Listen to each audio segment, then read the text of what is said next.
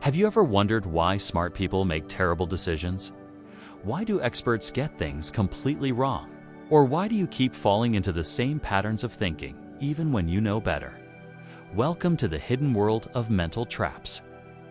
These are the invisible psychological pitfalls that capture our minds every single day, influencing everything from what we buy at the grocery store to the major life decisions we make. I'm going to take you through 100 of the most powerful mental traps that govern human behavior. Some will shock you. Others will make you laugh at how obvious they seem in hindsight. But all of them will change the way you see your own mind forever. Before we dive in, hit that subscribe button and ring the notification bell, because understanding these mental traps might just be the most valuable knowledge you'll gain this year. Let's begin. Mental trap number 1. Confirmation bias. You wake up in the morning and check your phone. Within minutes, you're scrolling through news articles that confirm what you already believe about the world. This isn't an accident. Your brain is actively seeking information that supports your existing beliefs while ignoring contradictory evidence. Confirmation bias is perhaps the most fundamental mental trap of all. It's the reason why two people can look at the exact same data and reach completely opposite conclusions. Your brain doesn't want to be right. It wants to be consistent with what it already thinks is right. Think about the last time you bought something expensive. Did you research all the alternatives equally, or did you spend most of your time finding reasons why your preferred choice was the best one? That's confirmation bias in action. Mental trap number 2. Cherry-picking. This is confirmation bias's evil twin. While confirmation bias is unconscious, cherry-picking is when we deliberately select only the evidence that supports our case while ignoring everything else. Politicians are masters of this. They'll cite the one study that supports their position while completely ignoring the 50 studies that don't. But we all do this in smaller ways every day. When you're trying to convince someone to go to your favorite restaurant, do you mention the time you got food poisoning there? Of course not. You cherry-pick the good experiences and present them as the complete picture. Mental trap number 3. Motivated reasoning. Here's where things get really interesting. Motivated reasoning is when we use our intelligence not to find the truth, but to rationalize what we want to believe. The smarter you are, the better you become at this trap. Highly intelligent people are actually more susceptible to motivated reasoning because they're better at constructing elaborate justifications for their preferred beliefs. Imagine you're a fan of a particular sports team. When the referee makes a call against your team, you immediately see all the reasons why it was wrong. When the same referee makes the same call in favor of your team, it's obviously the right decision. Your intelligence is being used to support your emotional preference, not to evaluate the situation objectively. Mental trap number 4. Belief bias. This trap occurs when the believability of a conclusion influences whether we think the reasoning that led to it is logical. In other words, if we like the conclusion, we're more likely to accept flawed reasoning to get there. Here's a simple example. All roses are flowers. Some flowers fade quickly. Therefore, some roses fade quickly. The logic is sound. Now consider, all cigarettes are addictive. Some addictive things are illegal. Therefore, some cigarettes are illegal. The logic is identical, but because the conclusion doesn't match reality as we know it, we're more likely to scrutinize the reasoning. This trap makes us terrible at evaluating arguments. We accept weak reasoning when it leads to conclusions we like, and we reject strong reasoning when it leads to conclusions we dislike. Mental trap number 5. Backfire effect. You might think that when presented with facts that contradict your beliefs, you'd change your mind, but often the opposite happens. Contradictory evidence can actually strengthen your original belief. This was first discovered in political research. When people were shown that their preferred candidate had lied about something, instead of changing their opinion of the candidate, they often became more convinced that the media was biased against them.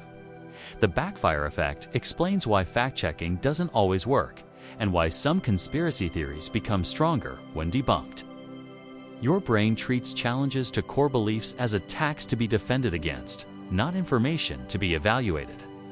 Mental trap number 6. Base rate neglect. Imagine you take a test for a rare disease that affects only 1 in 1,000 people. The test is 99% accurate. You test positive. What are the chances you actually have the disease? Most people would say 99%, but the correct answer is only about 9%. This is base rate neglect in action. We focus on the accuracy of the test while ignoring the rarity of the condition. This trap affects everything from medical diagnoses to airport security to criminal profiling. We consistently overestimate the likelihood of rare events when we get positive indicators and underestimate common explanations for unusual observations. Mental trap number 7. Conjunction fallacy. Linda is 31 years old, single, outspoken, and very bright. She majored in philosophy.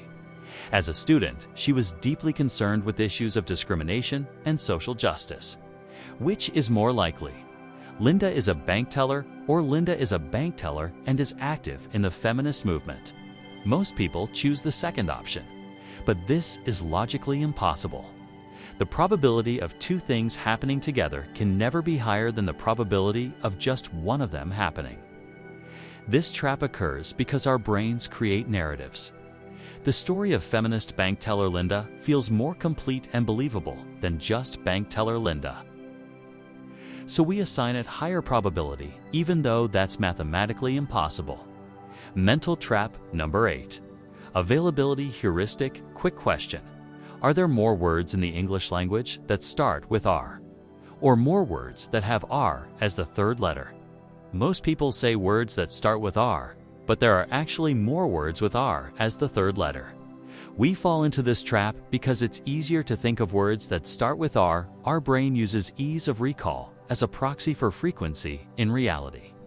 This trap explains why people overestimate the danger of plane crashes compared to car accidents, why we think crime is rising when it's actually falling, and why rare but memorable events seem more common than they actually are. Mental trap number 9. Representativeness heuristic. You flip a coin 6 times. Which sequence is more likely? HHHTTT or HTHT? They're equally likely, but most people think the second sequence is more probable because it looks more random. We expect random events to look random, even though truly random events often contain patterns that don't look random at all. This trap leads to the gambler's fallacy, where people think a slot machine that hasn't paid out in a while is due for a win. It also explains why people see faces in clouds and conspiracies in coincidences. Mental trap number 10. Anchoring bias. Here's a fun experiment. Is the population of Turkey greater or less than 35 million? Now, what do you think the actual population of Turkey is? Whatever number you just thought of was influenced by that 35 million figure I mentioned. Even though you know I picked that number arbitrarily, it still serves as an anchor that pulls your estimate toward it. Anchoring bias is why the first price you see for a product influences how expensive or cheap everything else seems. It's why salary negotiations often start with one party throwing out a number. That first number anchors the entire discussion, even when both parties know it was chosen strategically. Mental trap number 11. Hindsight bias. After any major event, we convince ourselves that we saw it coming all along. The 2008 financial crisis, Brexit, the rise of social media. We retrospectively feel like these outcomes were more predictable than they actually were. Hindsight bias makes us overconfident in our ability to predict future events. If we could see this coming, surely we can see the next big thing coming too, right? Wrong. Our memory literally rewrites itself to make past events seem more inevitable than they were.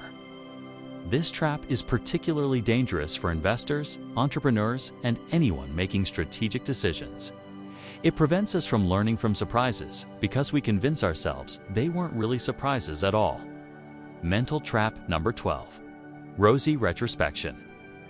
Remember high school, college, your first job?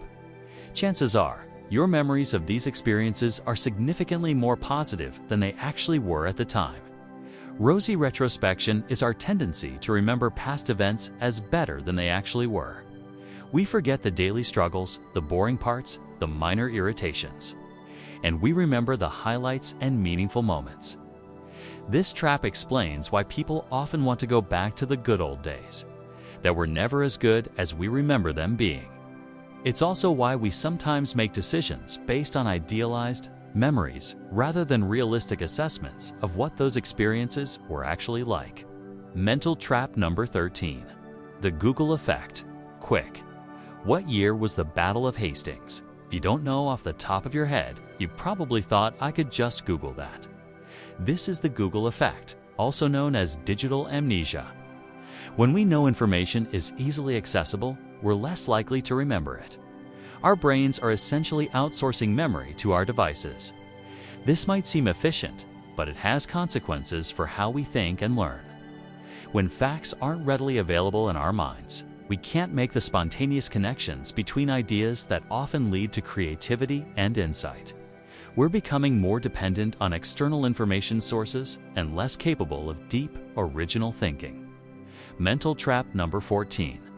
The testing effect illusion. You read through your notes once before an exam and feel confident. You understand everything. But when you sit down to take the test, you can't remember half of what you studied. The testing effect illusion occurs when we confuse familiarity with mastery. When we review information, it feels familiar, and we interpret that familiarity as evidence that we've learned it well. But familiarity and the ability to recall information when needed are completely different things. This trap explains why cramming doesn't work, why people think they understand concepts better than they do after reading about them once, and why passive learning is so much less effective than active practice. Mental trap number 15. Spacing illusion if you want to memorize a list of words. What's the best approach? Study them all at once in a concentrated session, or spread the study sessions out over several days. Most people think concentrated practice is more effective, but research consistently shows that spaced practice leads to better long-term retention. We fall into the spacing illusion because concentrated practice feels more intense and focused, which we interpret as more effective. This trap affects everything from how students study to how companies train employees. We consistently choose learning methods that feel more productive in the moment, but are actually less effective in the long run. Mental trap number 16. Fundamental attribution error. When you're late to a meeting, it's because traffic is terrible. When someone else is late to a meeting, it's because they're disorganized and don't respect other people's time. The fundamental attribution error is our tendency to attribute our own behavior to external circumstances, but other people's behavior to their character. We have full access to the situational factors affecting our own behavior, but we can only observe other people's actions without knowing their context. This trap is responsible for much of the conflict in human relationships. We give ourselves the benefit of the doubt while assuming the worst about others' intentions. Mental trap number 17. Halo effect. Steve Jobs was a brilliant product designer. Therefore, he must have been great at everything else too. This attractive person seems smart. This expensive product must be high quality. The halo effect occurs when our impression of someone or something in one area influences our opinion of them in completely unrelated areas. If we like one aspect of a person or product, we assume we'll like everything else about them too. This trap explains why celebrity endorsements work, why we judge books by their covers, and why first impressions are so powerful. One positive or negative trait casts a halo that colors our perception of everything else. Mental trap number 18. In-group bias. You automatically trust people who went to the same school as you, root for the same sports team, or share your political views. You're more critical of ideas that come from outsiders and more accepting of ideas that come from your tribe. In-group bias is one of the most fundamental human psychological tendencies. We evolved in small groups where cooperation with insiders and wariness of outsiders was essential for survival. But in today's interconnected world, this instinct often works against us. This trap explains everything from workplace politics to international conflicts. We consistently overestimate the competence and virtue of our own group while underestimating others. Mental trap number 19. Authority bias in the famous Milgram experiments. Ordinary people administered what they believed were dangerous electric shocks to strangers, simply because a person in a lab coat told them to. The power of authority to override our moral judgment is both fascinating and terrifying. Authority bias makes us more likely to believe information that comes from perceived experts, even when those experts are speaking outside their area of expertise. A Nobel Prize winner in physics doesn't necessarily know more about economics than anyone else, but we're more likely to believe their economic opinions. This trap is exploited by marketers who use actors in white coats to sell products, politicians who surround themselves with impressive credentials, and anyone who wants to influence others without having to provide strong evidence for their claims. Mental trap number 20. Social proof. You're walking down the street and see a crowd of people looking up at a building. You automatically look up too, even though you have no idea what they're looking at. This is social proof. Our tendency to look to others' behavior as a guide for our own actions. Social proof is why laugh tracks work on TV shows, why restaurants put fake lines outside to attract customers, and why bestseller lists influence what books people buy. We assume that if other people are doing something, it must be the right thing to do. This trap can lead us astray when the crowd is wrong, when the behavior we're copying is artificially manufactured, or when the situation requires independent thinking rather than following the herd. Mental trap number 21. Loss aversion. Imagine I offer you two choices. Option A, I give you $50. Option B, you have a 50% chance of winning $100 and a 50% chance of winning nothing. Most people would choose the guaranteed $50, even though both options have the same expected value. Now, imagine a different scenario. Option A, you lose $50. Option B, you have a 50% chance of losing $100 and a 50% chance of losing nothing. Now, most people would choose the risky option, even though the math is identical. This is loss aversion.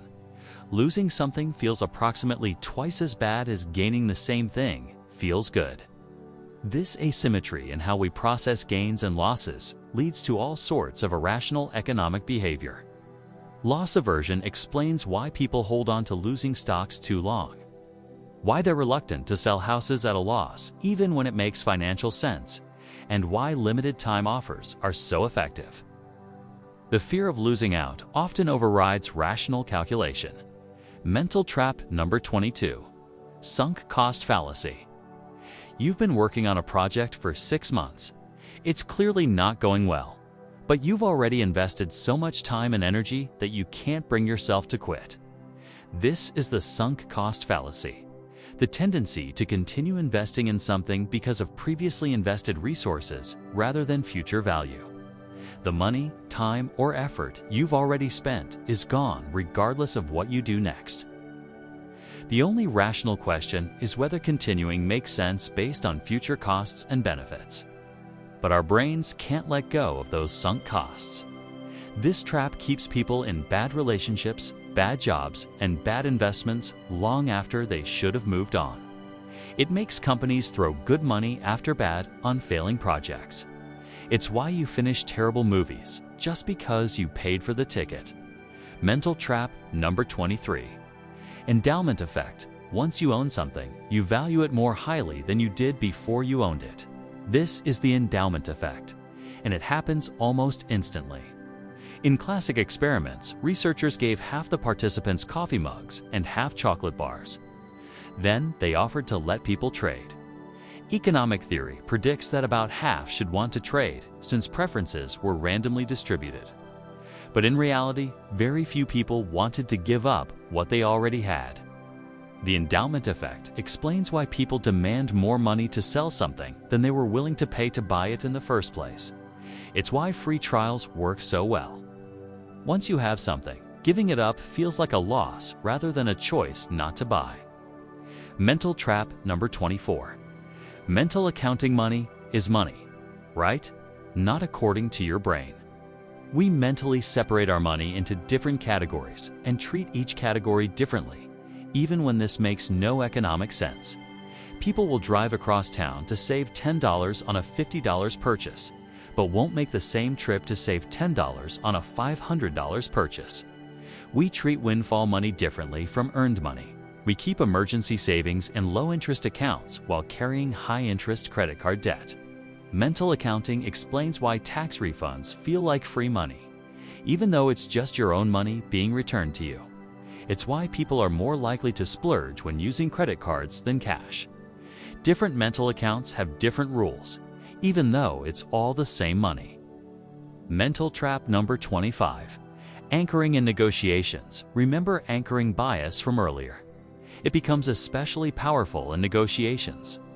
The first number mentioned in any negotiation has an enormous influence on the final outcome, even when both parties know it's arbitrary. Real estate agents know this intuitively. They always show overpriced houses first to anchor buyers' expectations higher.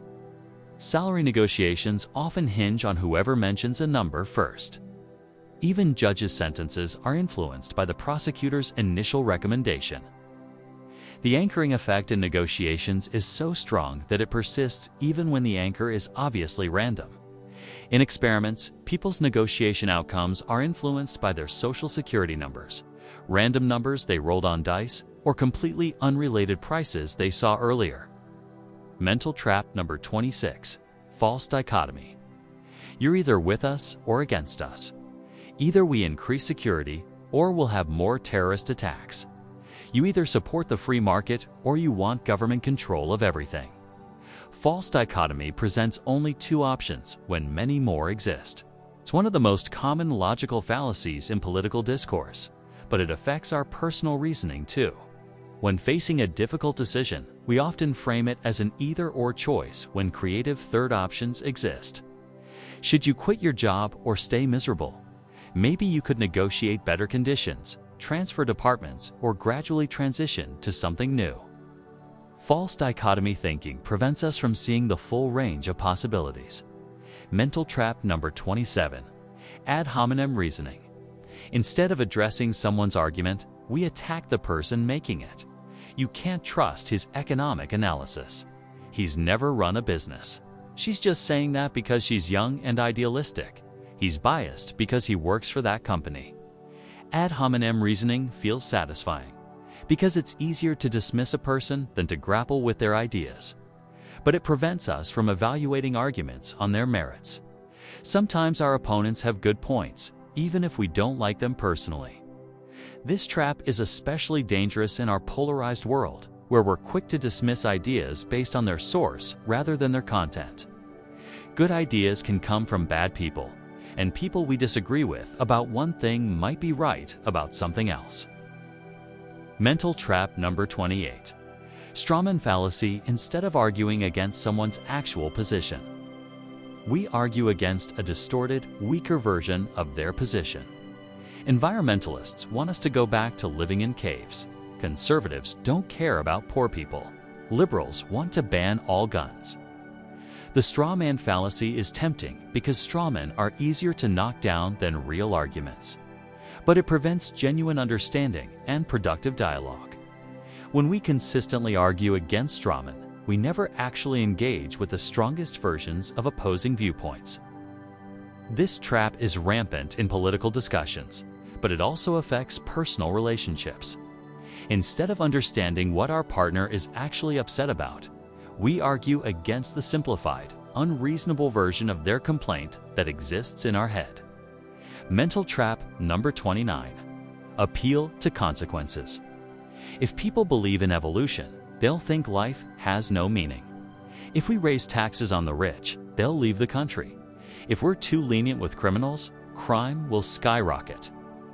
Appeal to consequences evaluates the truth of a statement based on whether we like its implications rather than on evidence. We reject ideas not because they're false, but because we don't like what would happen if they were true. But reality doesn't care about our preferences. Some truths have uncomfortable implications. Some false beliefs have comforting consequences. The appeal to consequences prevents us from accepting evidence that challenges our worldview or threatens our sense of security. Mental trap number 30.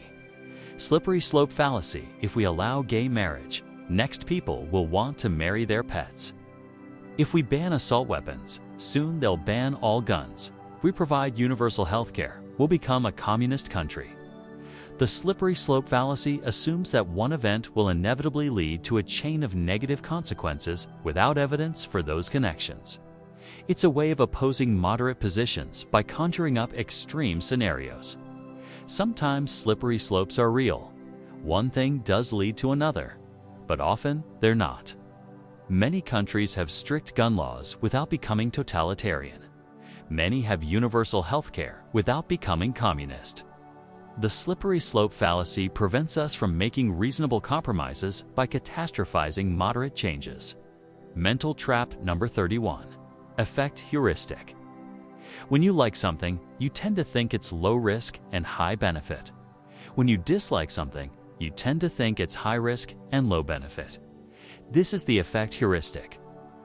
Our feelings influence our risk assessments in ways that have nothing to do with actual risk. People who like nuclear power tend to rate it as low risk and high benefit.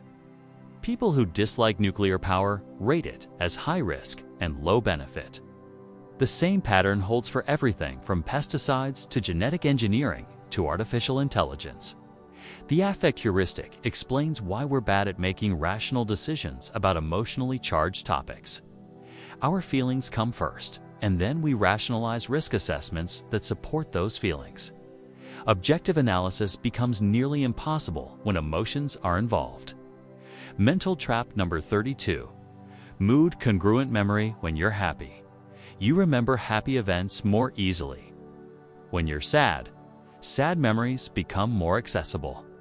Your current mood literally changes which parts of your past you can access. This creates a feedback loop. Bad moods make you remember more bad experiences, which makes your mood worse. Good moods make you remember more good experiences, which improves your mood further. Mood congruent memory explains why depression is so hard to break out of. When you're depressed, your brain keeps feeding you depressing memories, which reinforces the depression. It also explains why making decisions when you're in a bad mood often leads to overly pessimistic choices. Mental trap number 33. Hot-cold empathy gaps. When you're in a calm, rational state, you can't imagine how you'll behave when you're emotional. When you're emotional, you can't imagine returning to a calm, rational state. This leads to predictable mistakes. When you're not hungry, you underestimate how much food you'll want later, so you don't pack enough snacks. When you're not angry, you underestimate how you'll react to provocations, so you put yourself in situations you can't handle emotionally.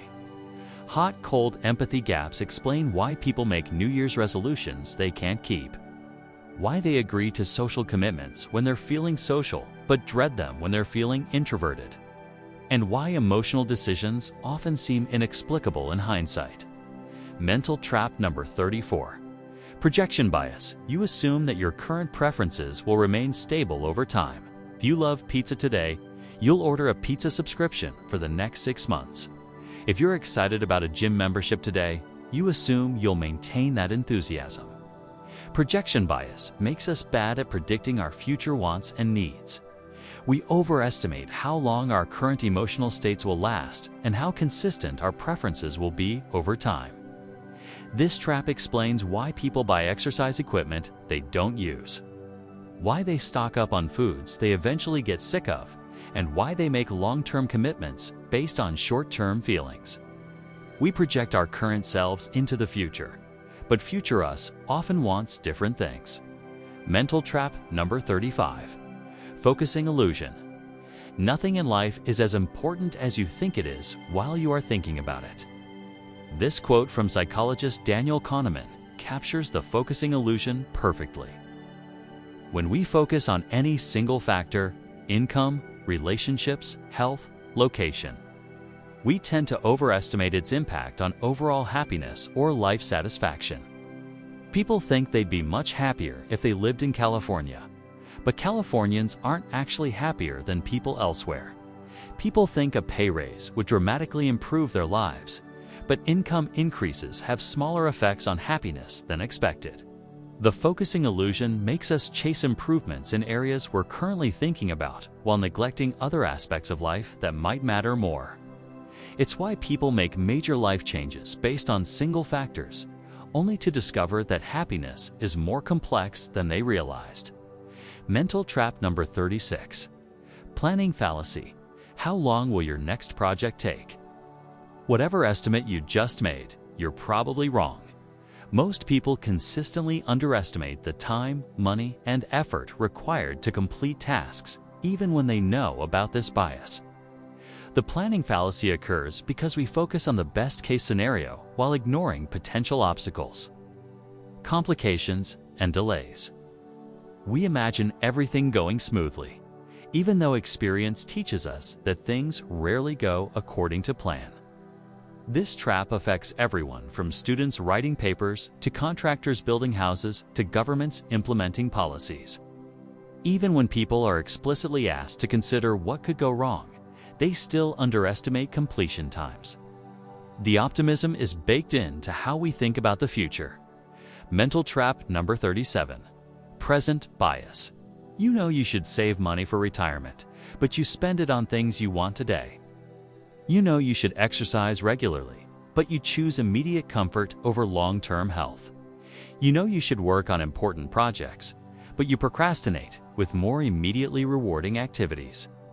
Present bias is our tendency to give disproportionate weight to immediate rewards over future benefits.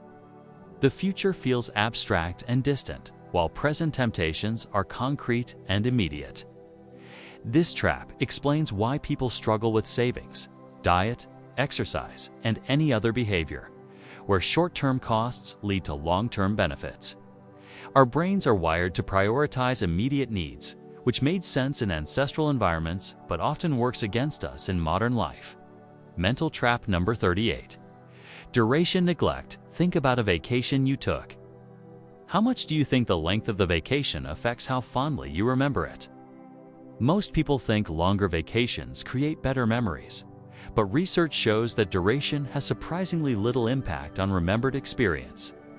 What matters most is the peak moment and how the experience ended. A week-long vacation with a terrible last day might be remembered less fondly than a 3-day vacation that ended well. Duration neglect affects many life decisions. We think longer experiences are automatically better, but our memories don't work that way. This can lead us to extend experiences past their optimal point, or to avoid potentially great short experiences because they seem insufficient. Mental trap number 39. Hyperbolic discounting. If I offered you $50 today or $100 in a year, which would you choose? Most people would wait for the $100. That's doubling your money for waiting 12 months. But what if I offered you $50 today or $75 tomorrow? Now, many people would choose the immediate $50, even though waiting one day for $25 extra is a much better deal than waiting a year to double your money. This is hyperbolic discounting. Our discount rate for future rewards is much steeper for short delays than long delays. We're impatient about immediate gratification, but relatively patient about distant future rewards. This trap explains why people procrastinate and then panic as deadlines approach. The pain of working feels much larger when it's immediate, even when waiting makes the eventual task much harder. Mental trap number 40. Optimism bias. Most people think they're less likely than average to experience negative events, and more likely than average to experience positive events. This is statistically impossible. We can't all be above average. Optimism bias makes us underestimate risks and overestimate our chances of success. Most entrepreneurs think their businesses will succeed despite knowing that most new businesses fail. Most people think they're better drivers than average, even though half of all drivers must be below average by definition. While some optimism is healthy and motivating, excessive optimism leads to poor preparation, inadequate insurance, and unrealistic expectations. It's why people don't save enough for emergencies, why they don't plan for worst-case scenarios, and why they're consistently surprised when things don't go as well as expected. Mental trap number 41. Apophenia. Your brain is a pattern detection machine, constantly looking for meaningful connections in the world around you. But sometimes it detects patterns that aren't really there. This is apophenia, the tendency to perceive meaningful patterns in random information. You see faces in clouds, hear secret messages in songs played backward, and find prophetic meanings in ancient texts. Your lottery numbers come up the week after you switch to different numbers, and you're convinced the universe is conspiring against you. Apophenia is the root of many superstitions, conspiracy theories, and pseudoscientific beliefs. It's why people think they can predict stock market movements from chart patterns. It's why they see divine intervention in coincidences, and why they believe in astrology despite the lack of evidence. Mental trap number 42. Clustering illusion. Random events often appear to cluster together in ways that don't look random at all. If you flip a coin 100 times, you'll likely get several streaks of 5 or 6 heads or tails in a row. But these streaks are exactly what you'd expect from a random process. The clustering illusion makes us see patterns in randomness. Basketball players and fans believe in hot streaks where a player is more likely to make shots after making previous shots. But statistical analysis shows that basketball shooting is essentially random. Past shots don't predict future shots. This trap affects everything from gambling to investing to medical diagnosis. We see meaningful streaks in random data and make decisions based on illusory patterns. What looks like a winning strategy might just be random variation that we've misinterpreted as skill or system. Mental trap number 43. Regression to the mean. Extreme performances tend to be followed by more average performances. This is regression to the mean, and it's one of the most misunderstood concepts in statistics. If a student scores extremely well on one test, they're likely to score closer to their average on the next test. This doesn't mean they got worse. It means the first test included some lucky guessing or favorable question topics that won't repeat. We consistently misinterpret regression to the mean as evidence of causation. Companies that perform extremely well one year often perform worse the next year, leading to theories about complacency or market corrections. But often, it's just statistical regression. Extreme performances are hard to sustain because they include random elements that won't repeat. Mental trap number 44.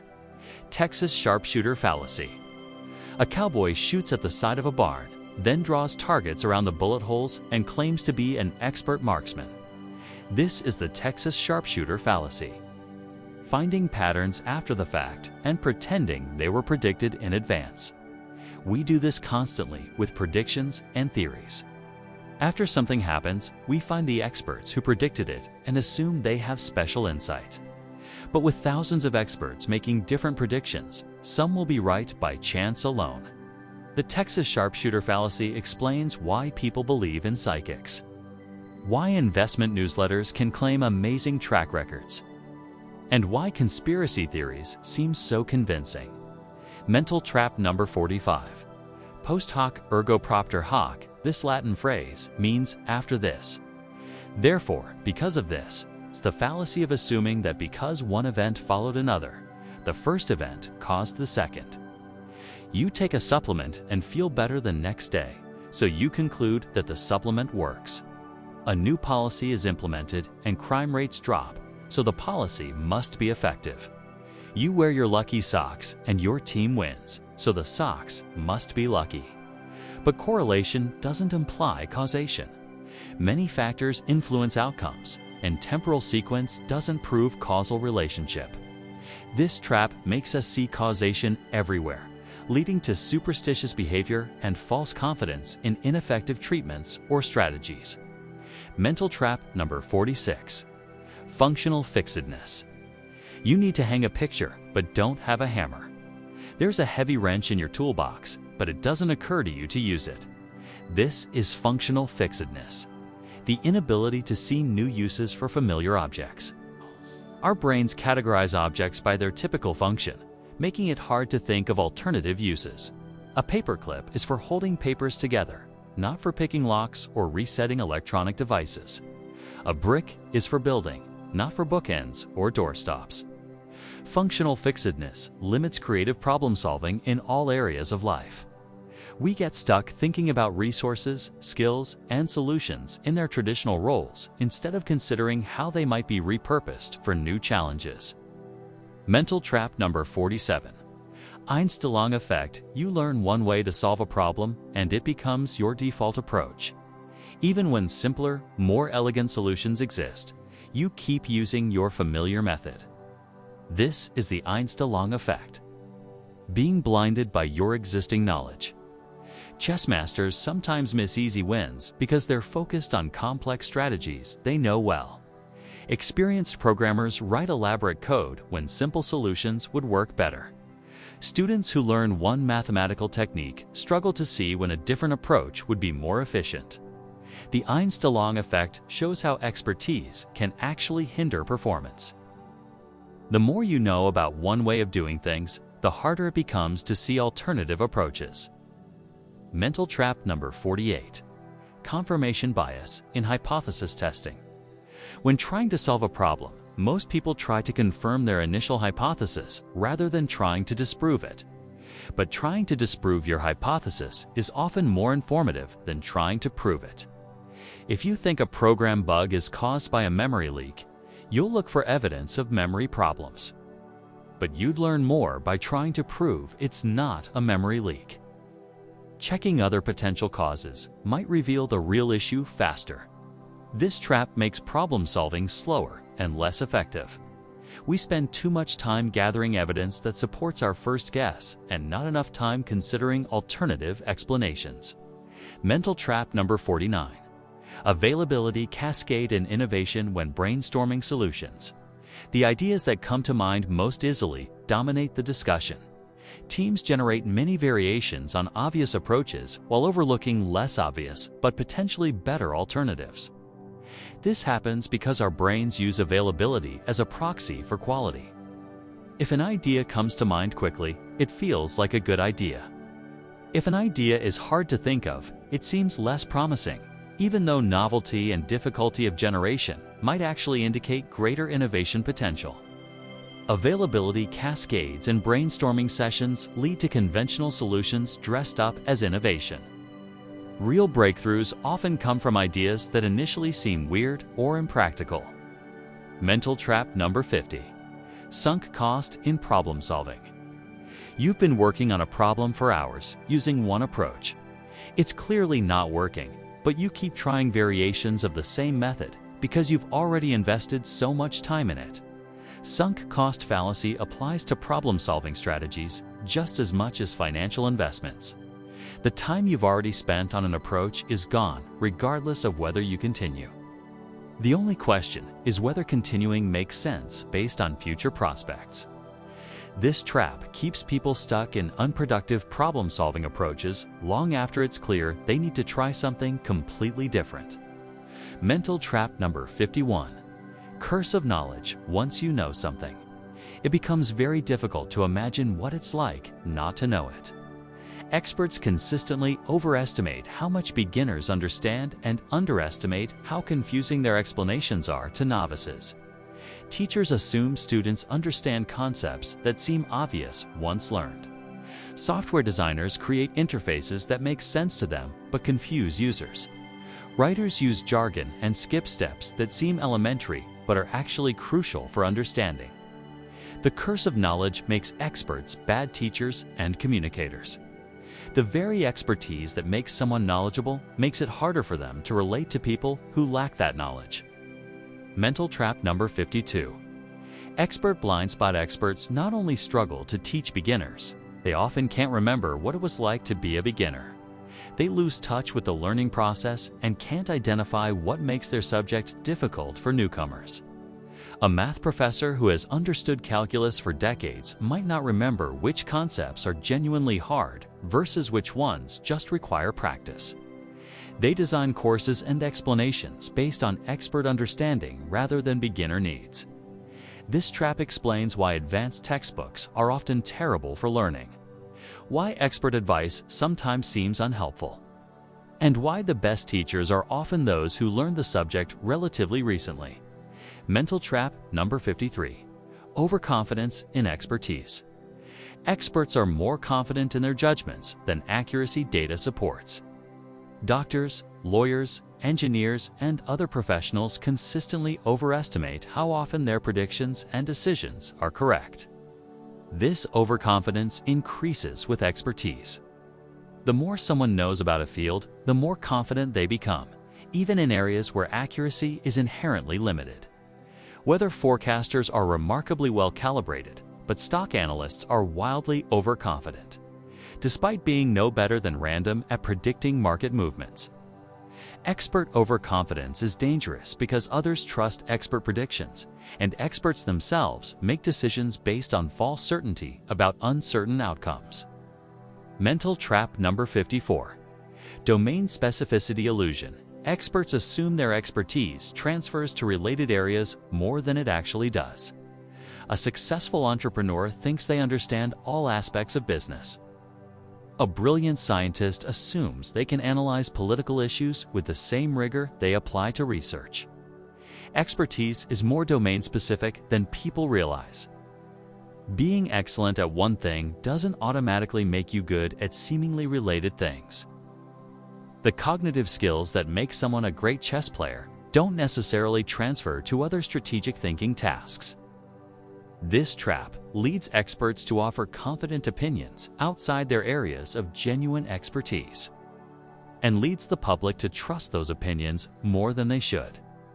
Mental trap number 55. Illusion of explanatory depth. People think they understand complex systems better than they actually do. Most people feel like they understand how toilets work, how democracy functions, or how the economy operates.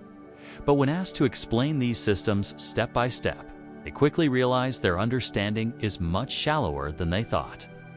This illusion is strongest for systems we interact with regularly. Familiarity breeds a false sense of understanding. We mistake our ability to use something for deep knowledge of how it works. The illusion of explanatory depth makes people overconfident in their ability to predict and control complex systems, leading to poor decisions in politics, economics, and technology. Mental trap number 56. Moral licensing. After doing something good, people feel licensed to do something questionable. Donating to charity makes people more likely to cheat on tests. Buying organic food makes people more judgmental of others. Expressing non-prejudiced views makes people more likely to act in prejudiced ways later. Moral licensing occurs because good actions make us feel like good people, and good people can get away with occasional lapses. Past virtue becomes a credit that we can spend on future moral compromises. This trap explains why people who try hardest to appear moral sometimes act most immorally. Why moral statements often predict opposite behavior, and why good intentions can lead to bad outcomes. Mental trap number 57. System justification. People tend to defend and rationalize the status quo, even when it works against their own interests. Poor people support economic systems that keep them poor. Members of disadvantaged groups defend social systems that disadvantage them. System justification reduces cognitive dissonance and provides a sense of predictability and control. If the system is fair, then outcomes are deserved and future outcomes are predictable based on effort and merit. This trap makes social change difficult because even those who would benefit from change often resist it. People prefer the unfairness they know to the uncertainty of reform. Mental trap number 58. Just world hypothesis. Good things happen to good people and bad things happen to bad people. This is the just world hypothesis, the belief that the world is fundamentally fair and people get what they deserve. The just world hypothesis helps people feel safe and in control. If outcomes are based on character and behavior, then you can protect yourself by being good and making smart choices. Random suffering would be too terrifying to accept. But this trap leads to victim blaming, resistance to helping those in need, and false confidence that personal virtue guarantees good outcomes. It prevents people from recognizing the role of luck, privilege, and systemic factors in determining life outcomes. Mental trap number 59. Moral foundations mismatch. People build their moral reasoning on different foundations: care, harm, fairness, cheating, loyalty, betrayal, authority, subversion, sanctity, degradation, and liberty oppression. But individuals and cultures weight these foundations differently. Someone focused on care and fairness might see a policy as obviously moral, while someone focused on loyalty and authority sees the same policy as obviously immoral. Both are using valid moral reasoning, but from different starting points. This trap makes moral disagreements seem like battles between good and evil. When there are often disagreements about which moral values should take priority, understanding different moral foundations can bridge divides that seem unbridgeable. Mental trap number 60. Fundamental attribution error in moral judgment. When we do something wrong, it's because of circumstances. When others do something wrong, it's because of their character. This asymmetry in moral attribution prevents empathy and forgiveness while promoting harsh judgment of others. We have full access to the pressures, temptations, and difficult circumstances that led to our own moral lapses. But we only observe others' actions without knowing their internal struggles and external constraints. This trap makes moral conflicts worse by assuming the worst about others' intentions while excusing our own failures. It prevents the kind of understanding that might lead to forgiveness and reconciliation. Mental trap number 61. Illusion of transparency. You think your thoughts, feelings, and intentions are more obvious to others than they actually are. When you're being sarcastic, you assume people know you're joking. When you're hinting at something, you assume people understand what you really mean. The illusion of transparency occurs because you have full access to your own mental state, but can only guess at others' mental states. Your intentions feel obvious to you because you know what they are, but others must infer them from limited external cues. This trap causes communication failures in relationships, workplaces, and every other context where people interact. We consistently underestimate how much we need to explain our thoughts and feelings to others. Mental trap number 62. Curse of knowledge and communication. Once you know something, you can't imagine what it's like not to know it. This makes experts terrible at explaining things to beginners, but it affects everyone in daily communication. When giving directions, you assume others know landmarks that are obvious to you. When explaining a process, you skip steps that seem elementary but are actually crucial. When telling stories, you forget to provide context that would help others understand. The curse of knowledge and communication leads to instructions that don't work, explanations that don't explain, and stories that don't make sense to anyone except the teller. Mental trap number 63. False consensus effect. You assume that others share your opinions, values, and preferences more than they actually do. If you like a movie, you expect most people to like it. If you find a joke funny, you assume others will too. If you support a political candidate, you overestimate their popularity. The false consensus effect occurs because we're surrounded by people similar to ourselves, and because we notice agreement more than disagreement. Our social bubbles feel like representative samples of the broader population. This trap leads to poor predictions about others' behavior, surprise when people disagree with us, and overconfidence in the universal appeal of our preferences and beliefs. Mental trap number 64. Hostile attribution bias. When someone's behavior could be interpreted in multiple ways, you assume the most negative interpretation. If someone doesn't respond to your text, they must be ignoring you rather than being busy. If someone disagrees with you, they must be attacking you rather than offering a different perspective. Hostile attribution bias is especially strong when you're stressed, tired, or already in conflict with someone. Neutral actions seem threatening, and ambiguous actions seem deliberately harmful. This trap escalates conflicts and damages relationships by interpreting innocent behavior as hostile. It creates a defensive mindset that makes productive communication nearly impossible. Mental trap number 65. Projection in communication. You assume others think the way you think, communicate the way you communicate, and interpret messages the way you interpret them. Direct communicators assume everyone appreciates bluntness.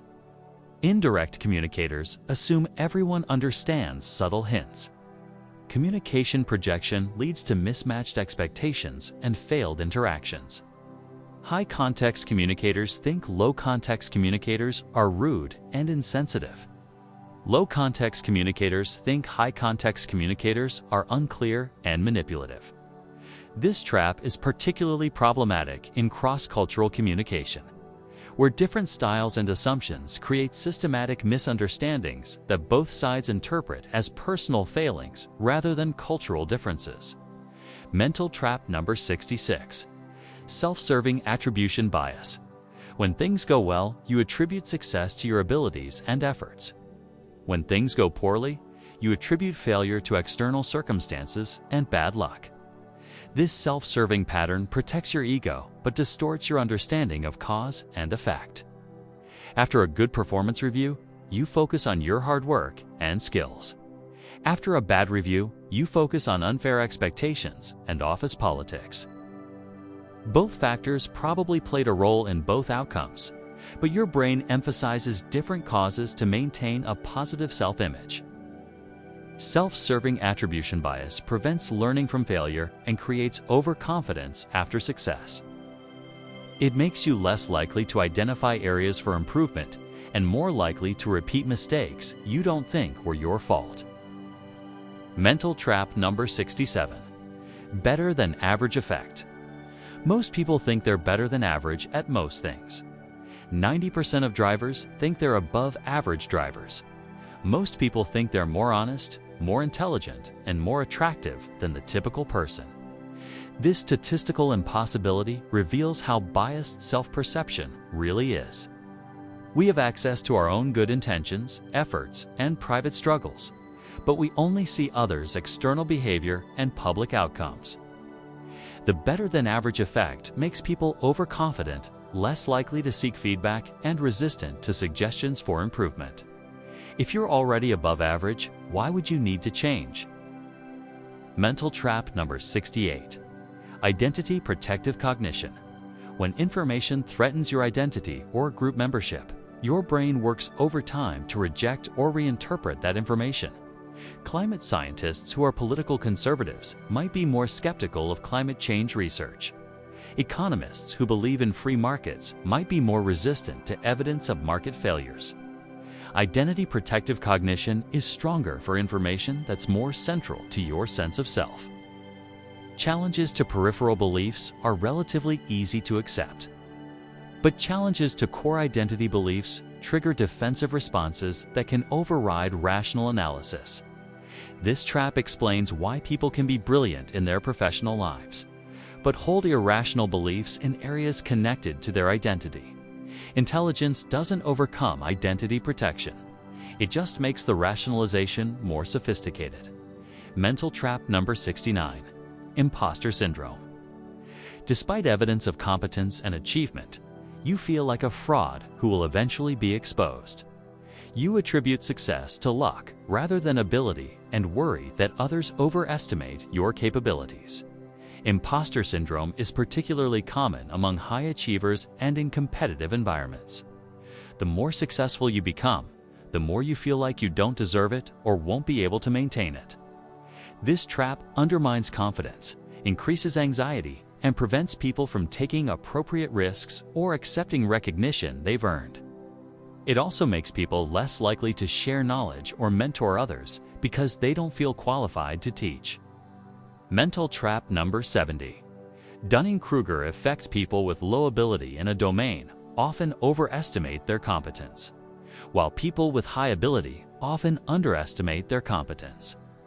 This occurs because the knowledge required to be good at something is also required to recognize goodness in that domain. Incompetent people don't know enough to realize they're incompetent. They can't distinguish good performance from bad performance, so they assume their performance is good. Meanwhile, competent people assume that what's easy for them is easy for everyone. The Dunning-Kruger effect explains why the most confident people in any discussion are often the least informed, and why true experts are often hesitant to make strong claims outside their specific area of expertise. Mental trap number 71. Groupthink. When groups prioritize harmony and consensus over critical evaluation, they make worse decisions than individuals would make alone. Group members suppress doubts, fail to consider alternatives, and create an illusion of unanimity that prevents productive dissent. Groupthink is more likely in cohesive groups with strong leaders, time pressure, and isolation from outside opinions. The group develops shared rationalizations for questionable decisions and dismisses warnings from outsiders. This trap explains many historical disasters where intelligent people made obviously bad decisions. The Bay of Pigs invasion, the Challenger space shuttle launch, and numerous corporate failures resulted partly from groupthink dynamics that suppressed critical thinking. Mental trap number 72. Social loafing: people exert less effort when working in groups than when working alone. This social loafing occurs because individual contributions are less visible in group settings, making it easier to coast on others' efforts. Social loafing is stronger in larger groups when individual contributions are harder to identify and when the task seems less important or meaningful. It's also cultural, more common in individualistic societies than collectivistic ones. This trap makes group projects less efficient and can create resentment when some members contribute more than others. It's why effective teams need clear individual accountability even when working toward collective goals. Mental trap number 73. Bystander effect. The more people who witness an emergency, the less likely any individual is to help. This counterintuitive bystander effect occurs because responsibility feels diffused across the group. People look to others' behavior for cues about appropriate responses. If no one else is helping, maybe help isn't needed or appropriate. If everyone else seems calm, maybe the situation isn't actually an emergency.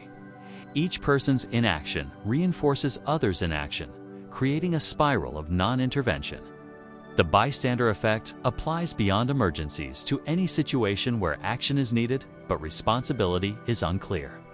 It explains why problems persist in organizations when everyone assumes someone else will address them. Mental trap number 74.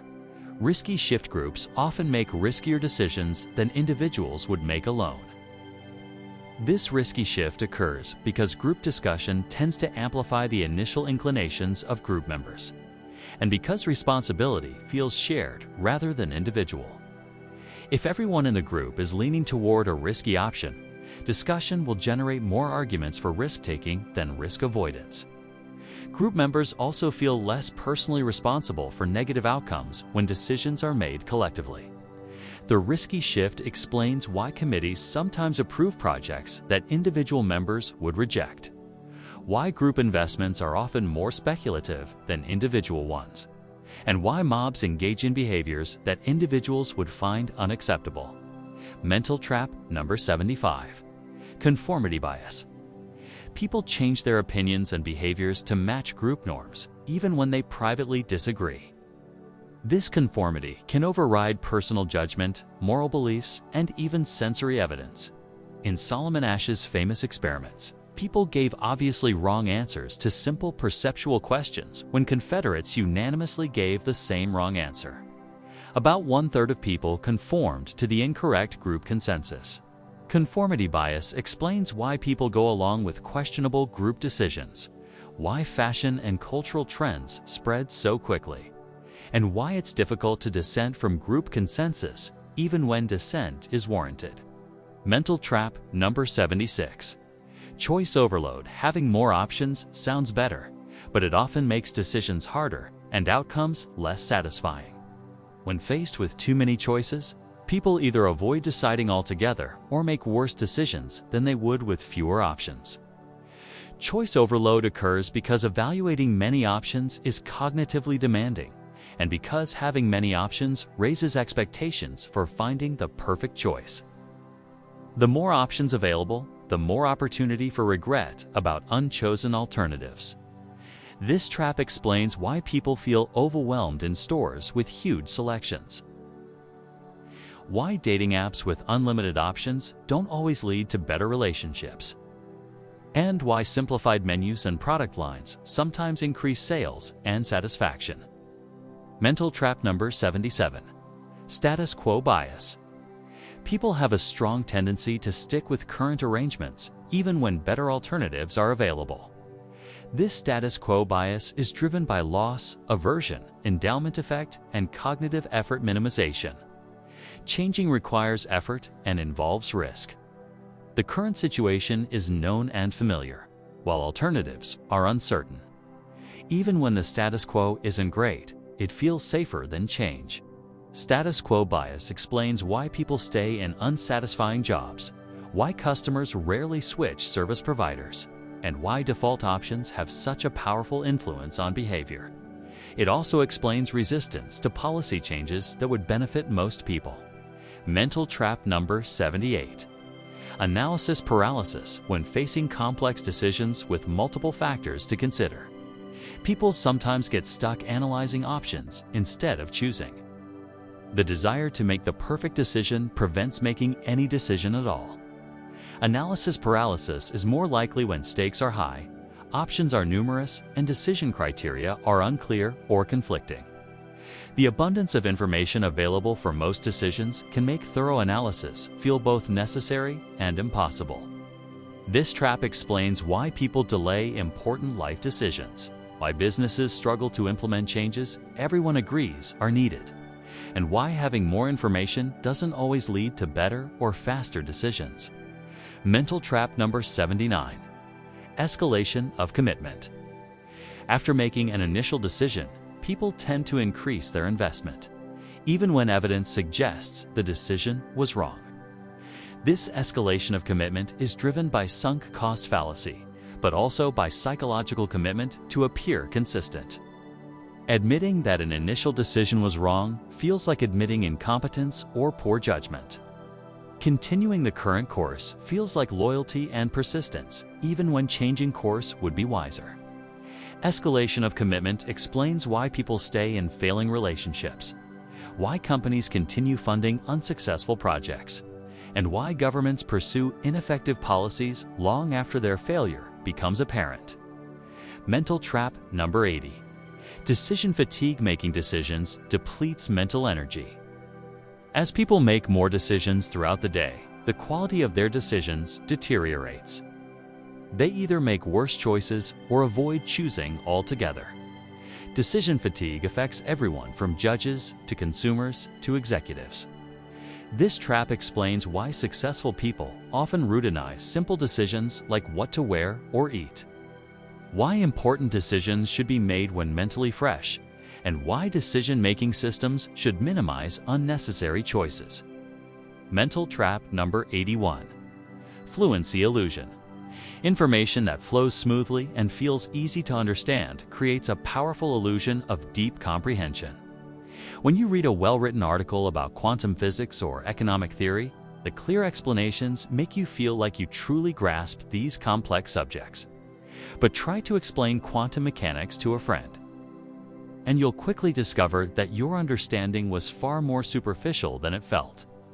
This fluency illusion affects every aspect of learning and knowledge acquisition. Students read textbook chapters and feel confident they understand the material, only to struggle on exams that require them to apply concepts rather than simply recognize them. Business professionals attend presentations with slick slides and compelling narratives, walking away feeling informed about complex market dynamics they actually don't understand. The trap becomes dangerous when fluency substitutes for accuracy. Simple, wrong explanations feel more convincing than complex, correct ones.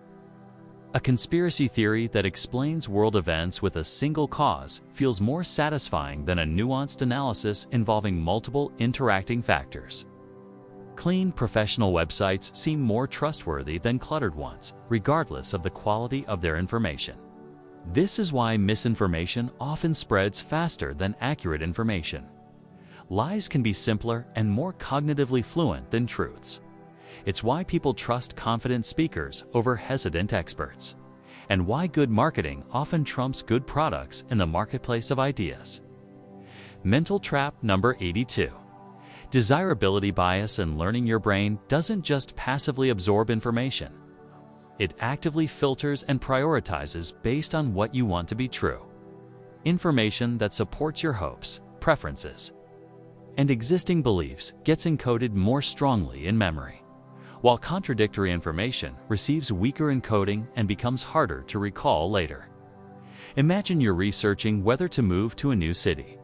If you're excited about the move, you'll unconsciously pay more attention to positive information about your destination. Great restaurants, cultural attractions, job opportunities, negative information, crime rates, cost of living, traffic problems will receive less mental processing and be harder to remember when making your final decision. This isn't just selective attention during the moment of learning. It's selective memory formation that persists over time. If you want your favorite political candidate to win, you'll remember their policy positions more accurately than their opponent's positions. If you're hoping for good news from a medical test, you'll recall the doctor's reassuring comments more clearly than their cautionary warnings. Over time, desirability bias creates self-reinforcing knowledge structures. You become increasingly expert about information that supports what you want to believe, while remaining relatively ignorant about contradictory evidence. Your beliefs feel more justified because they're supported by more accessible knowledge. But that knowledge base is systematically biased from the start. Mental trap number 83. Context-dependent learning, overconfidence. You remember information best when you retrieve it in the same context where you learned it. This seems like a useful feature of memory, but it creates dangerous overconfidence when you mistake context-dependent fluency for deep understanding. Students who always study in their quiet, familiar bedroom feel confident about their mastery of the material. But when they take the exam in a noisy, unfamiliar classroom, their performance drops significantly. The environmental cues that supported their memory during studying aren't available during testing, revealing that their knowledge was more context-dependent than they realized. The same principle applies beyond academic learning. Employees who practice presentations in their comfortable office may stumble when presenting to clients in an unfamiliar conference room. Athletes who train in ideal conditions may struggle when competing in different weather or venues. Medical students who excel with textbook cases may freeze when faced with real patients presenting atypical symptoms. This trap makes you overestimate how well your skills and knowledge will transfer to new situations. You feel prepared based on performance in familiar contexts. But real-world applications often occur in contexts that lack the environmental supports you've come to rely on. The solution isn't to avoid context-dependent learning, but to practice in varied contexts so your knowledge becomes more robust and transferable. Mental trap number 84. Generation effect, overconfidence. Information you generate yourself feels more true, more important, and better understood than identical information provided by others. This generation effect occurs because producing information requires mental effort, and your brain interprets that effort as evidence of the information's value and accuracy. When you work through a complex problem step by step, arriving at your own solution, that answer feels more solid and trustworthy than if someone had simply given you the same answer. When you brainstorm reasons to support a decision, those self-generated reasons carry more psychological weight than identical reasons suggested by advisors or found in research. The generation effect can enhance learning when you generate correct information. Self-produced knowledge is often better retained and more deeply processed. But it becomes a dangerous trap when you generate incorrect information. Working through a problem the wrong way makes the wrong answer feel more convincing than being told the right answer by an expert. This trap makes people overconfident in conclusions they've reasoned to themselves, even when their reasoning process was flawed. It's why individuals trust their own amateur analysis more than professional advice. It's why brainstorming sessions can increase group confidence in objectively bad ideas. And it's why people who do their own research often become more convinced of false beliefs. The act of generating supporting arguments makes those beliefs feel more credible, regardless of their actual validity. Mental trap number 85. Effort substitution in learning. When learning feels difficult, you assume you're not doing it right. When learning feels easy, you assume you're being effective. This leads you to choose learning strategies that feel productive in the moment, but are actually less effective for long-term retention and understanding. Here's what typically happens. When you reread material multiple times, it becomes increasingly familiar and fluent.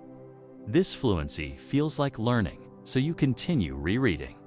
But passive rereading is one of the least effective study strategies. It creates short-term familiarity that quickly fades. In contrast, when you test yourself on material you studied previously, you have to struggle to retrieve information from memory. This struggle feels difficult and unproductive. Surely, if you were learning effectively, recall would be easier. But this retrieval practice is one of the most effective learning strategies available. The difficulty is actually a sign that your brain is working to strengthen memory pathways. Students consistently choose ineffective strategies like highlighting, rereading, and summarizing because they provide immediate feedback that feels like progress. They avoid effective strategies like practice testing and spaced repetition because these feel frustratingly difficult. The cruel irony is that the strategies that feel most productive are often the least effective, while the strategies that feel most frustrating are often the most beneficial for long-term learning. Mental trap number 86. Imagination inflation. The more vividly you can imagine an event, the more confident you become that it actually happened to you. This imagination inflation occurs because mental imagery and actual memory activate overlapping brain networks, making imagined experiences feel increasingly real over time. Consider what happens in certain therapeutic contexts. A therapist might ask you to imagine what it would have been like if you had experienced a particular childhood trauma. You create detailed mental imagery. The emotions, the physical sensations, the environmental details. Initially, you know this is just imagination. But if you return to this imagined scenario multiple times, adding details and emotional content, something strange happens. The imagined event begins to feel like a real memory. This isn't a failure of therapy. It's a predictable feature of how human memory works. Imagination and memory share neural pathways, and repeated imagination can create the same neural traces as actual experience. People who repeatedly imagine performing an action become more confident. They actually performed it. Vivid dreams can feel like real experiences days or weeks later. False memories can be implanted simply by encouraging detailed imagination of fictional events. Imagination inflation has serious implications for eyewitness testimony. Therapy, and any situation where people are asked to visualize events they might not have actually experienced. The subjective feeling of memory. The confidence and vividness can be identical whether the memory reflects real experience or repeated imagination. Mental trap number 87. Source monitoring confusion. You remember information but forget where you learned it, leading you to treat unreliable and reliable sources as equally credible. This source monitoring confusion makes you vulnerable to believing false information, especially when it's repeated across multiple channels. Think about your knowledge base right now. You probably know thousands of facts, statistics, and claims about the world. But for how many of these can you accurately recall the source? Did you learn that climate fact from a peer-reviewed study or a social media post? Did that health claim come from medical research or a marketing campaign? Did that historical information come from a documentary or a historical fiction movie? Most of the time, we remember content without remembering context. This creates a dangerous situation where false information repeated across multiple unreliable sources starts to feel credible, simply because it's familiar. When the same dubious claim appears in a blog post, gets shared on social media, and comes up in casual conversation, each exposure increases its apparent legitimacy. Even though all these sources might trace back to the same unreliable origin. Source monitoring confusion explains how conspiracy theories and misinformation spread through communities. False claims gain credibility through repetition across multiple channels, creating an illusion of independent confirmation. People become confident in beliefs they can't properly source. Mistaking familiarity for reliability and repetition for verification. Mental trap number 88. Cryptomnesia. You unconsciously plagiarize ideas, genuinely believing that thoughts which came from others are your own original insights. This cryptomnesia occurs because memory stores the content of ideas separately from information about their source, leading you to retrieve others' creativity as your own inspiration. It happens to everyone, often in embarrassing ways. That brilliant solution you proposed in a meeting might be something a colleague suggested in a different meeting last month. The witty joke you told at a party might be a line from a comedian you heard years ago. The innovative business idea you're excited to develop might be a concept you read about in an article and completely forgot you read. Cryptomnesia isn't intentional theft, it's a genuine failure of memory attribution. Your brain excels at storing and connecting ideas, but it's much less reliable at tracking where those ideas originated. When you later retrieve a stored idea, it feels like your own original thought because you can't access the source information that would identify it as someone else's contribution. This trap explains much of what we call accidental plagiarism in academic and creative work. It's why brainstorming groups sometimes enthusiastically embrace ideas that one member actually suggested earlier in the same session. It also suggests that truly original thoughts are much rarer than we assume. Many of our insights are actually forgotten borrowings from our past reading, conversations, and experiences. Mental trap number 89. Consistency bias in autobiography. Your autobiographical memory gradually shifts to make your past beliefs, attitudes, and behaviors more consistent with your current self-concept. This consistency bias makes personal change feel less dramatic than it actually was and makes past decisions seem more reasonable given who you are now. Here's how it works. Your current political views influence how you remember your past political positions. If you've become more liberal over the years, you'll remember always having liberal tendencies. Even if you were quite conservative in college, if you've moved toward conservative positions, you'll recall being more conservative in the past than you actually were at the time. The same pattern applies to relationships, career satisfaction, personal preferences, and moral beliefs. If you now dislike someone you once considered a close friend, your memory will emphasize the warning signs you always noticed about them.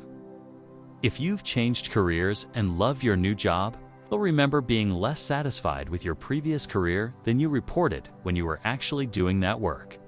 This consistency bias serves important psychological functions. It maintains a coherent sense of identity and creates meaningful personal narratives, but it prevents accurate assessment of how much you've actually changed and grown. It makes personal development feel less significant than it really is. And it can prevent you from fully appreciating the lessons learned from past mistakes or changes in perspective. Mental trap number 90. Temporal displacement. Your memory systematically distorts when events occurred, making recent events feel more distant and old events feel more recent than they actually were. This telescoping effect disrupts your ability to accurately sequence experiences and can significantly impact decision-making based on past events. The pattern is consistent.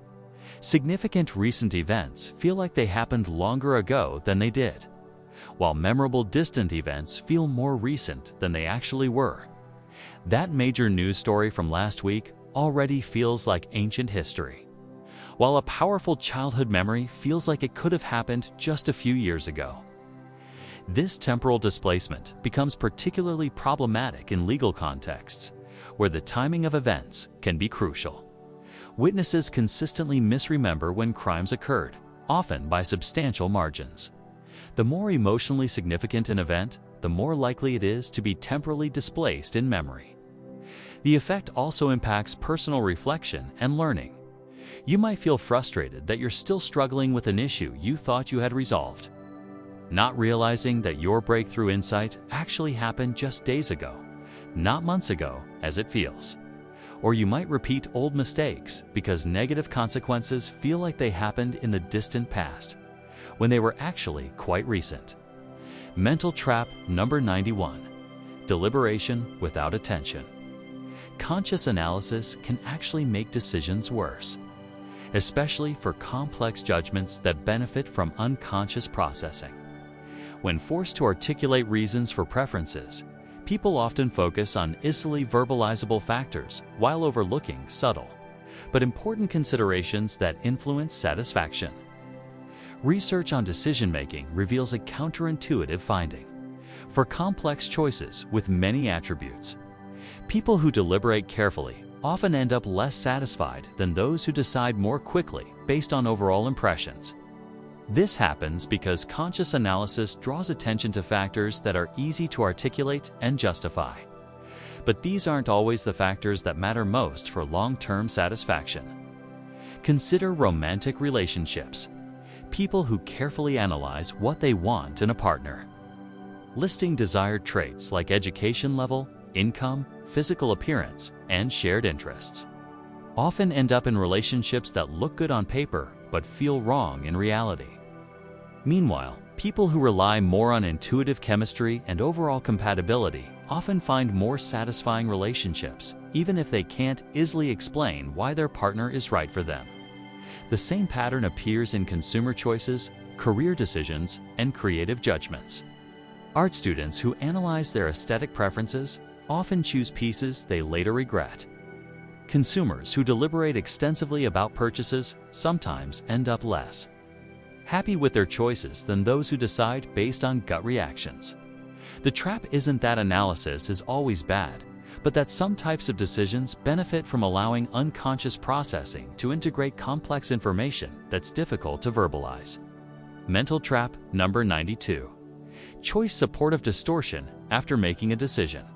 Your memory and perception automatically adjust to make your chosen option appear better and rejected alternatives appear worse. This choice supportive bias happens unconsciously and serves to reduce cognitive dissonance, but it also prevents honest evaluation of decision quality.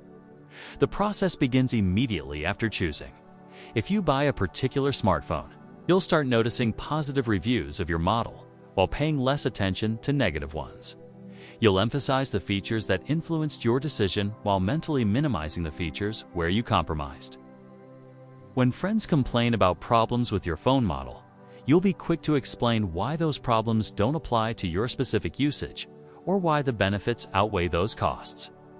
This automatic adjustment of perception serves an important psychological function. It maintains satisfaction with irreversible decisions and reduces the mental stress of ongoing doubt. But it comes at a cost. If you can never honestly acknowledge that a decision was suboptimal, you can't learn what factors you should weigh differently in future similar decisions. Choice supportive bias makes post-decision analysis nearly impossible. Your brain is actively working to maintain consistency between your choice and your evaluation of that choice. It's making it very difficult to identify genuine mistakes or to understand what you might do differently next time. This prevents the kind of learning that would improve future decision-making. Mental trap number 93. Reactance amplification. When people feel their freedom of choice is being restricted, they often react by wanting the forbidden option more intensely, even when they weren't particularly interested in it initially. This psychological reactance can completely override rational cost-benefit analysis, making people choose worse options simply to assert their autonomy. The reactance effect is strongest when the restriction feels arbitrary, or when it's imposed by someone perceived as lacking legitimate authority. Tell adults they're not allowed to do something they had no previous interest in doing, and suddenly that activity becomes appealing. The harder the push toward compliance, the stronger the pushback toward defiance, even when defiance is objectively harmful. This explains why prohibition often increases demand for prohibited substances, why censorship can increase interest in censored information, and why high-pressure sales tactics often backfire. It's why teenagers become more attracted to partners their parents disapprove of, and why employees sometimes resist policies they might have voluntarily adopted if given a choice. Understanding reactance is crucial for anyone trying to influence behavior.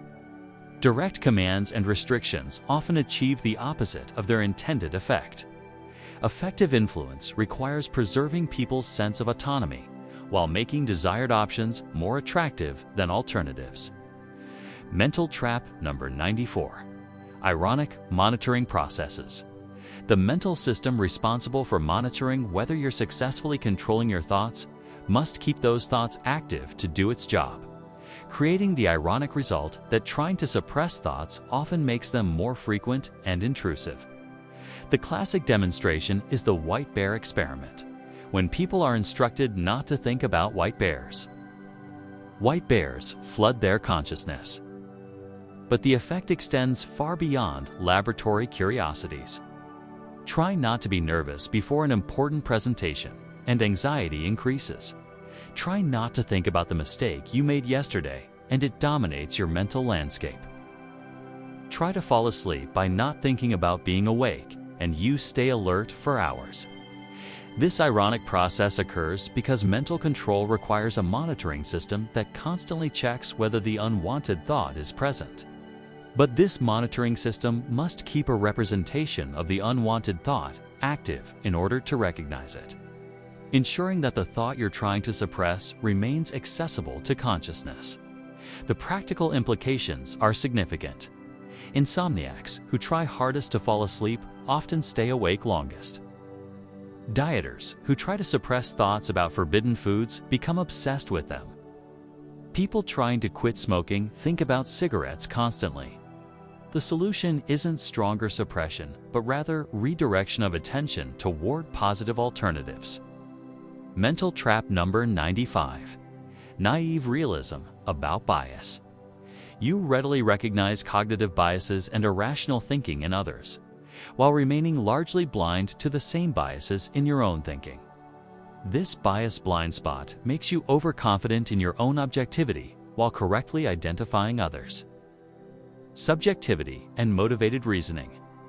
Watch any political debate and you'll easily spot confirmation bias, motivated reasoning, and emotional thinking in the candidates you disagree with. Their arguments seem obviously biased, their evidence seems cherry-picked, and their logic seems motivated by partisan loyalty rather than truth-seeking. But you'll have much more difficulty seeing the same biases in candidates you support. Their arguments seem reasonable, their evidence seems compelling, and their reasoning seems objective. This asymmetry appears in every domain. You notice when others are influenced by irrelevant factors like attractiveness or social status, but you believe your judgments are based on merit. You see how others' financial interests shape their professional opinions, but you think your own professional views are unbiased. You recognize others' self-serving explanations for their failures, but your own failures really were due to external circumstances. The bias blind spot is perhaps the most dangerous mental trap, because it prevents you from applying knowledge about biases to improve your own thinking. Simply learning about cognitive biases doesn't automatically protect you from them. In fact, it can increase your confidence in biased reasoning because you think awareness equals immunity. Mental trap number 96. Control illusion amplification. You systematically overestimate your ability to influence outcomes, especially when you're personally involved in the process, or when you have some genuine control over related factors. This illusion of control makes random events seem predictable, and chance outcomes seem earned or deserved. The illusion is strongest when you have some actual control mixed with factors beyond your control. Gamblers develop elaborate rituals and strategies, believing they can influence inherently random games.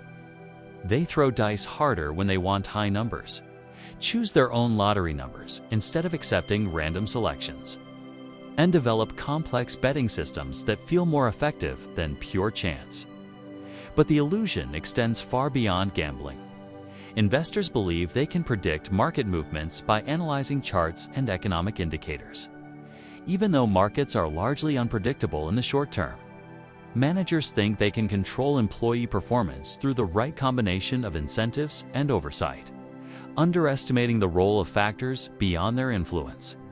Patients believe positive attitudes and healthy behaviors guarantee good medical outcomes, not recognizing the substantial role of genetics and chance in health.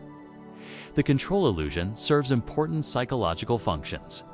It reduces anxiety by making uncertain situations feel manageable and provides a sense of agency in an unpredictable world. But it also leads to overconfidence, inadequate preparation for negative outcomes, and inappropriate self-blame when random adverse events occur despite your best efforts. Mental trap number 97. Metacognitive miscalibration. Your ability to judge your own knowledge, skills, and performance is systematically biased in predictable ways. You're overconfident when you know little about a subject and underconfident when you're genuinely expert level. You also consistently misjudge which learning and problem-solving strategies are most effective. This creates a cruel educational paradox. The people who most need to learn more are most confident they already know enough, while the people who least need additional learning are most aware of their knowledge gaps. Beginning drivers think they're safer drivers than they actually are, while experienced drivers are acutely aware of all the things that can go wrong on the road. The miscalibration extends to learning strategies. Students feel like they're learning more when they reread material multiple times, even though this passive review is much less effective than active practice. They experience strong feelings of understanding after watching someone else solve problems, but they struggle when asked to solve similar problems themselves. They choose study methods based on how much learning they feel is happening, not on how much learning is actually happening. This metacognitive miscalibration makes you stop studying too early. Choose less effective learning methods and overestimate your readiness for challenges. It's why people are surprised by their performance on tests, why they underestimate how long projects will take, and why they feel unprepared for situations they thought they could handle. Mental trap number 98. Introspective confabulation. You believe introspection gives you accurate, direct access to your own mental processes. But conscious self-examination often produces compelling explanations that have little relationship to the actual causes of your thoughts, feelings, and behaviors. When you're in a bad mood, you can usually generate plausible explanations: work stress, relationship issues, lack of sleep, recent disappointments. These explanations feel accurate because they're coherent and personally meaningful. But research reveals that mood is often influenced by factors completely outside conscious awareness: weather patterns, day of the week, blood sugar levels, the physical environment, or even random events from earlier in the day. The same pattern applies to preferences, decisions, and judgments. When asked why you prefer one political candidate over another, you'll confidently list policy positions, leadership qualities, and value alignments. But your actual preference might be significantly influenced by factors you're unaware of. The candidate's physical appearance, voice quality, height, or resemblance to people you like or dislike. This introspective confabulation creates false confidence in self-knowledge. You feel like you understand your own motivations and decision-making processes, but your introspective explanations are often post hoc rationalizations rather than accurate causal accounts. This can lead to ineffective self-improvement efforts based on misunderstanding the real sources of your thoughts and behaviors. Mental trap number 99. Social mind reading overconfidence. You consistently overestimate your ability to accurately read other people's thoughts, feelings, motivations, and intentions. This theory of mind overconfidence leads to assumptions about others, mental states that feel like facts but are often substantially inaccurate. When a colleague seems quiet during a meeting, you feel confident you know why. They're upset about the new policy, they disagree with the direction being discussed, or they're dealing with personal problems. When a friend doesn't respond to your text message quickly, you assume you know what it means. They're ignoring you, they're angry about something, or they're too busy to prioritize your friendship. These mind-reading attempts feel natural and automatic because humans have evolved sophisticated theory of mind capabilities for understanding others' mental states. But the subjective confidence in these inferences far exceeds their actual accuracy.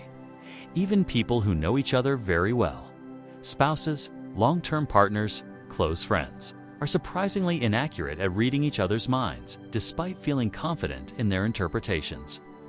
Theory of mind overconfidence causes unnecessary interpersonal conflicts based on misunderstood intentions. It prevents effective communication because you assume understanding that doesn't actually exist. It creates false confidence in your ability to predict others' behavior, leading to disappointment and confusion when people don't act as you expected them to. Mental trap number 100. The ultimate attribution asymmetry. This final trap represents the culmination of how attribution biases systematically distort our understanding of success and failure, both our own and others. We attribute our successes to internal factors like ability and effort, while attributing our failures to external factors like circumstances and bad luck. For others, we reverse this pattern, attributing their successes to external factors while attributing their failures to internal character flaws. When you receive a promotion at work, it's because of your hard work, intelligence, and valuable contributions to the organization. When a colleague receives the same promotion, it's because they were in the right place at the right time, had connections with decision makers, or were lucky enough to work on a high-visibility project that made them look good. When you're late to an important meeting, it's because traffic was unexpectedly heavy, your previous meeting ran long, or there was an emergency you had to handle. Circumstances largely beyond your control. When someone else arrives late to your meeting, it's because they're disorganized, don't manage their time effectively, or don't respect others enough to prioritize punctuality. This attribution asymmetry extends to group identities and becomes even more pronounced. When our team, company, political party, or country succeeds, it's because of our superior strategy, harder work, better values, and more effective leadership. When we fail, it's because of external obstacles, unfair treatment, biased referees, or bad luck beyond our control. When competing teams or opposing groups succeed, it's because they had unfair advantages, got lucky, bent the rules, or benefited from circumstances we didn't have. When they fail, it's because of their inferior preparation, poor strategy, character flaws, or lack of commitment. This ultimate attribution asymmetry serves crucial psychological functions. It protects individual self-esteem, maintains group cohesion, and preserves motivation in the face of setbacks. But it also prevents accurate understanding of cause and effect, reduces empathy for others' genuine struggles, and perpetuates conflicts between individuals and groups by creating incompatible explanations for the same events.